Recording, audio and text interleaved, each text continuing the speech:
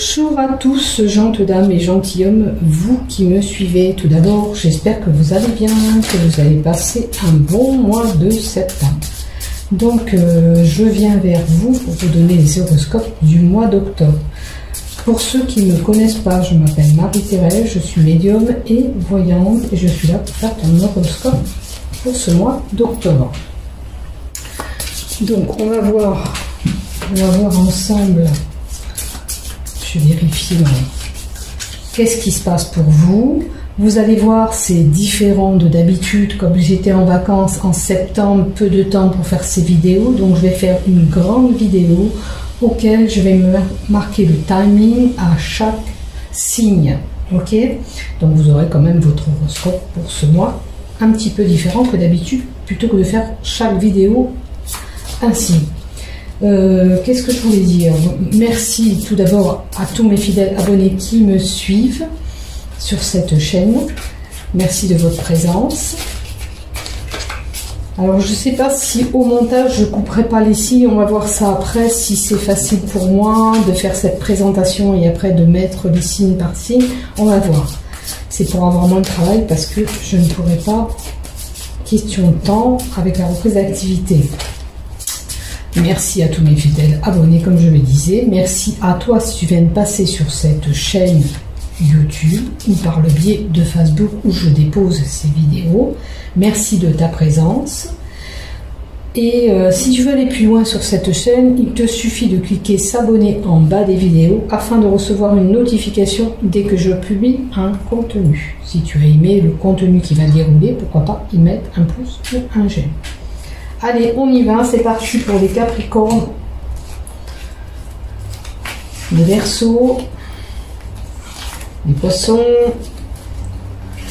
les Béliers, les Taureaux, les Gémeaux, les Cancers, les Lions, les Vierges, les Balances, les Scorpions et les Sagittaires. Donc ça, c'est avec le petit oracle de mon ami Bernard, qui est bien imprimé. Alors je vais mettre toutes les cartes, je pense, comme ça on sera tranquille et après je vous décris votre temps. Allez, on y va. Bélier, Verseau, Poisson, Poisson, Bélier, Taureau, Gémeaux, Cancer, Lion, Vierge, Balance, Scorpion, le premier marque et Saphir. Voilà, deuxième partie de jeu. Alors, on va aller là aussi, il y en a deux. Alors, Capricorne, Verseau, Poisson, Bélier, Taureau, Gémeaux, Cancer, Lion, Vierge, Balance, Scorpion, Sagittaire. Je vais mettre. Tiens, ce que j'ai fait. Alors, Balance, je vais mettre dans le nouveau jeu. 1, 2, 3, 4, 5, 6, 7, 8, 9, 10, 11, 12. Alors, quand je vais essayer le nouveau jeu que je vais faire en deux, vous allez voir ce que ça représente, qu'est-ce que ça représente. Alors, pour le tas Capricorne, pour le tas Verseau, pour le tas Poisson, pour le tas Bélier, pour le tas Taureau, pour le tas Gémeaux, pour le tas Cancer, pour le Lion, pour le Vierge, pour le tas Balance, Scorpion et Sagittaire. Donc, c'est déjà pas mal. On va bien détailler vos paquets et on va voir qu'est-ce qui se passe pour vous. Si j'ai besoin de compléter avec des cartes, je le ferai. Maintenant, on va laisser... Ah, je mettrai peut-être une carte de l'oracle sacré des chakras après. Allez. Pour le moment, on va se concentrer sur le tas des... Alors, les cancers, qualité, la chaleur du nid, avec patience, sensibilité, présence, disponibilité, persévérance. Si vous n'avez pas ces qualités, il faut les travailler. Pour vous, les cancers. Qu'est-ce qui se passe?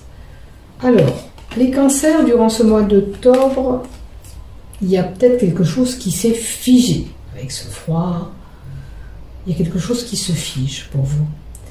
On peut avoir des rapports froids avec des personnes aussi. On peut être coincé sur une situation. Ou on peut retrouver le froid, parce que ça représente la chaleur du nid ou les cancers. On peut retrouver le froid à la maison. Il y a quelque chose qui ne va pas. Bon, on va peut-être recevoir un courrier qui est pas trop sympatoche, puisque nous avons la carte 27 qui annonce un courrier, un écrit.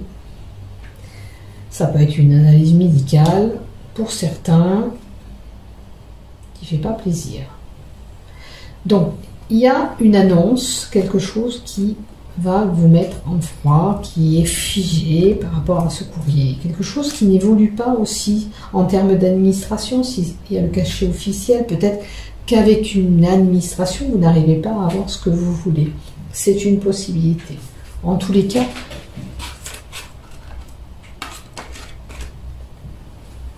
vous avez 6 écrits. Après, ça peut être bloqué par rapport à des correspondances aussi, hein, des nouvelles ou des retours que vous attendez et qui ne se font pas. C'est possible. Ça peut être aussi par rapport à un nouveau contrat de travail, quelque chose qui n'évolue pas comme vous le désirez. Vous attendez peut-être des nouvelles par rapport à un employeur aussi. C'est une possibilité pour certains. Qu'est-ce que j'ai d'autre à dire? Alors, il est possible aussi que ça soit bloqué par rapport à des tickets de voyage que vous avez achetés ou pour aller à un concert. Il y a quelque chose qui ne fonctionne pas comme vous voulez, quelque chose qui s'est bloqué. Et là, vous êtes confronté à un choix. Vu que ça ne se passe pas comme vous le voulez, il va falloir choisir ou un autre voyage si ça concerne un voyage, ou un autre lieu de loisir si ça concerne un loisir. Si c'est un contrat de travail que ça ne fonctionne pas comme vous le voulez, ben, vous allez être confronté à ce choix tout simplement. Donc là, au mois d'octobre, il y a une prise de décision pour une orientation, quelque chose qui n'a pas évolué comme vous le voulez, vous changez de cap, vous allez vers autre chose. Ça peut être un choix, alors concernant la maison, puisqu'on a dit que c'était la chaleur du nid, on peut être amené à un choix d'orientation pour un changement, pour un déménagement. On peut déménager le lieu, comme je dis, et si si ça n'évolue pas, les choses sont figées comme vous voulez, vous avez cette possibilité d'aller vers autre chose. Mais c'est à vous, bien sûr, de prendre cette décision de choix. D'accord? Si ça ne vous correspond pas, aussi bien d'un travail, d'une relation, peu importe, d'un terme d'amitié, il y a quelque chose qui est figé avec quelqu'un, allez vers autre chose. Il vous faut de la communication, dire ce que vous pensez, même par écrit, et projetez-vous et faites ce choix. C'est important pour vous. Il y a ce changement. Alors, qu'est-ce que je peux dire d'autre? Le fait de ce choix peut débloquer une situation qui était figée. Voilà. Peut-être qu'il vous faut aller vers autre chose pour avancer. Vous êtes en maison 3. Ton intelligence, ta curiosité, ta mobilité, ton envie d'apprendre, de comprendre, ta façon de communiquer. Je vous disais qu'il fallait communiquer aussi tout à l'heure. Donc, cette prise de décision par rapport à ce choix, il y aura peut-être des communications qui vont se faire par écrit ou par verbal. C'est important pour aller de l'avant. Vous êtes quand même une personne qui réfléchit, qui est quand même intelligente, qui sait où elle va. D'accord? Maintenant, la maison 3 vous dit aussi que en faisant ce choix, vous avez cette possibilité d'apprendre et de comprendre le pourquoi de ce qui était figé. D'accord? Vous savez pourquoi, peut-être, vous étiez figé, ou dans cette relation, ou dans ce travail. La maison 3, c'est une période de remise en question par rapport à ce que vous avez vécu, vos échanges et vos communications. Toute relation peut générer une délivrance de conflits d'intérêts, des incompatibilités d'humeur peut-être, ou incompatibilité par rapport à ce contrat. Peut-être que ça vous convenait pas, tout simplement. Là, on fait le point. On se réorganise pour aller vers autre chose d'essentiel. Mais il faut prendre cette décision, il faut faire cette réflexion pour aller vers autre chose. Là, c'est à vous de voir à quoi ça correspond, bien sûr. Si c'est dans votre relation, si c'est dans votre boulot, en termes d'amitié, etc., etc. La prise de réflexion doit être faite pour voir les choses un petit peu de façon lucide, éclairée. On doit réfléchir. D'accord ? Alors, votre intelligence vous permet quand même de voir les choses différemment, d'être plus réaliste, puisque vous avez de l'intelligence, donc vous êtes quand même réaliste et pragmatique. Ça vous aide à résoudre ce qui est figé, ces contradictions, tout ce qui vous tiraille, tout ce qui vous bouscule pour avancer. Donc voilà, il vous faut réfléchir. Maintenant, il y a peut-être un compromis. Enfin, à mon avis, c'est un choix. Vous devez apporter ce choix pour vous permettre d'avancer sur ce qui est figé. Voilà pour vous, mes chers cancers. En octobre, ils seront en résonance avec tous les signes du zodiaque. Tiens, il y en a une qui a levé. Là, non, c'est la carte de la coupe.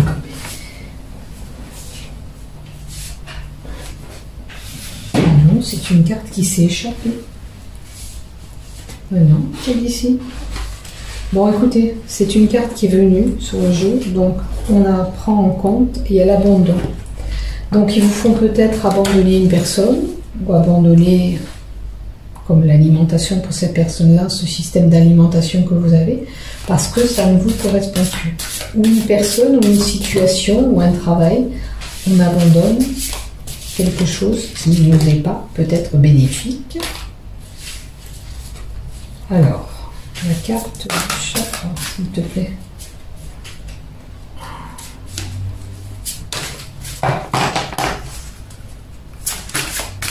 La carte qui est venue, comme on dit, il n'y a pas d'hasard, c'est qu'il y avait un message pour quelqu'un. Optimiser la concentration. Il vous faut vous concentrer sur vos besoins, sur ce que vous voulez faire. Il faut être beaucoup plus optimiste aussi. La deuxième carte, c'est développer son intuition. Alors ça se travaille aussi. Il faut vous écouter. Quand vous ressentez quelque chose, vous dites, ben celle-là c'est pas bon pour moi, ou ce métier ne me correspondra pas, écoutez-vous. Écoutez cette intuition qui est au fond de vous. Elle vous guide. D'accord ? Vous avez deux cartes bleues. C'est la carte du chakra de la gorge. Oh mince, j'ai mis le petit livret. Attendez, j'essaye de vous trouver le petit livret qui va avec, que je n'ai pas.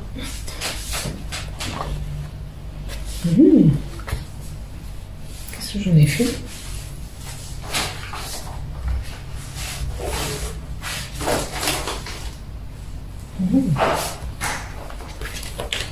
Alors, bonne question, je ne sais pas ce que j'en ai fait. Non, c'est pas ça.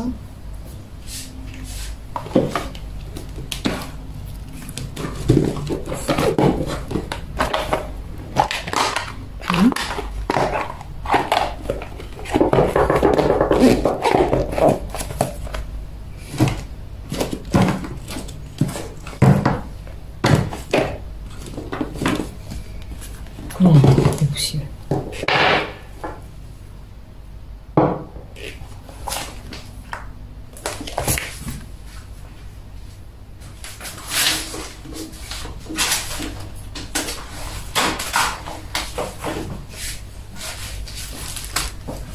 Alors,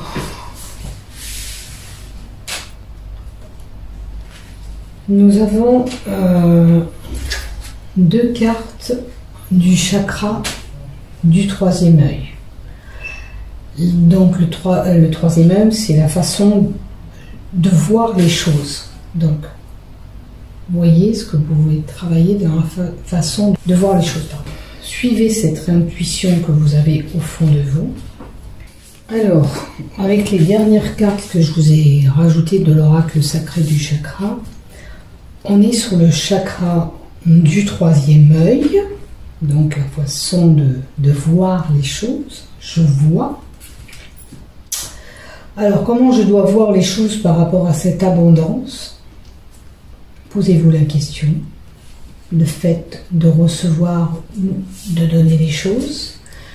Il faut optimiser votre concentration avec la carte 37. On vous dit que l'énergie de votre chakra du troisième œil ne fonctionne pas correctement. Vous pouvez être amené à ressentir des baisses de concentration. Votre esprit, apparemment, il est confus, embrouillé, et vous avez du mal à vous organiser comme il faut. Vous n'avez pas les idées claires. Donc, vous pourriez rencontrer au mois d'octobre, nous pourrions tous rencontrer au mois d'octobre, parce que ça nous est concerné, des troubles de mémoire, on ne sait plus où on a mis les choses, etc. Vos guides vous confirment que vous aurez besoin prochainement de vous concentrer, ou pour régler un problème, peut-être, ou sur une situation qui vous tracasse, afin d'améliorer cet objectif que vous êtes fixé ou ce problème. Vous pouvez être amené à demander cette concentration et vous faites l'affirmation « Je suis totalement, pleinement concentré ». Je suis totalement, pleinement concentré. Essayez de vous aider avec l'énergie de cette carte à être concentré, de vous concentrer sur chaque tâche comme il se doit. Okay. Là, on vous dit aussi qu'il va falloir développer cette intuition. D'accord? Le troisième œil, c'est la façon de voir les choses. Alors, vos guides vous encouragent à vous écouter davantage et surtout votre intuition qui doit vous emmener à tel endroit ou vers telle personne, etc. On peut vous amener notamment concernant une situation à des questionnements, à des doutes. Vous avez ce potentiel, on vous dit, intuitif, il va falloir vous en servir puisque vous ne vous rendez même pas compte que vous avez cette intuition. À moins que vous êtes vraiment réaliste et que vous l'avez vu. Après, qu'est-ce que je peux vous dire? Après, vous savez si vous êtes... peut-être que des fois, vous vous rendez compte que vous avez dit telle et telle chose en suivant cette intuition et ces choses se sont révélées. Donc, mettez pas en doute vos capacités intuitives.